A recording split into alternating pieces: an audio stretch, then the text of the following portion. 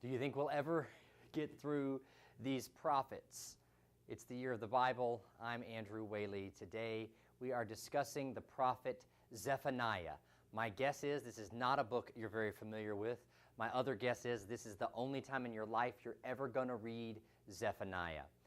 Zephaniah is a prophet who comes from the 7th century. He's probably prophesying around the same time as Jeremiah there in the city of Jerusalem.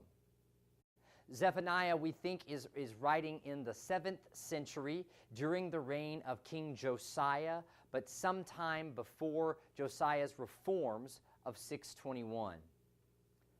The book breaks down into 4 major sections. The first section is chapter 1, and this is a harsh judgment against Jerusalem. You will hear familiar themes of God's wrath that is coming upon the people there.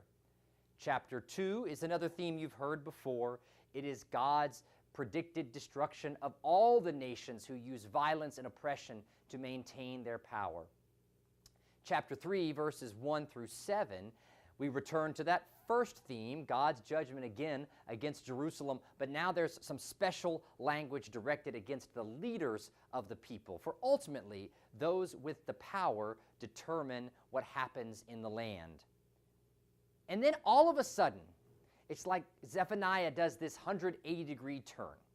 In chapter 3, beginning at verse 8 and continuing to the end of the book, we have this story of Jerusalem being redeemed and the exiles returning, which tells us that somehow the prophecies of Zephaniah continued to be revisited over the time of exile, and a new word came to the exiles about their return back to their native promised land.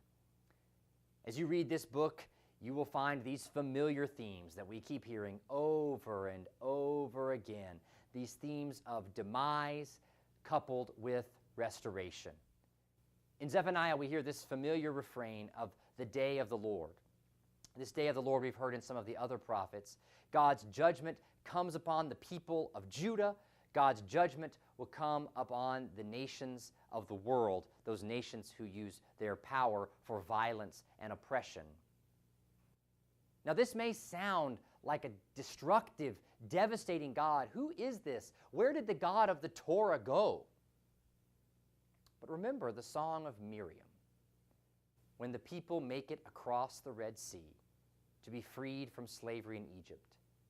Miriam sings that horse and rider are cast into the sea.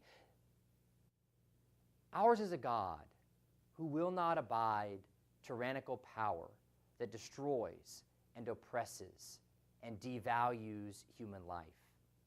Our God will bring to an end those powers so that new life may spring forth, a life of obedience, a life of faithfulness from God's people.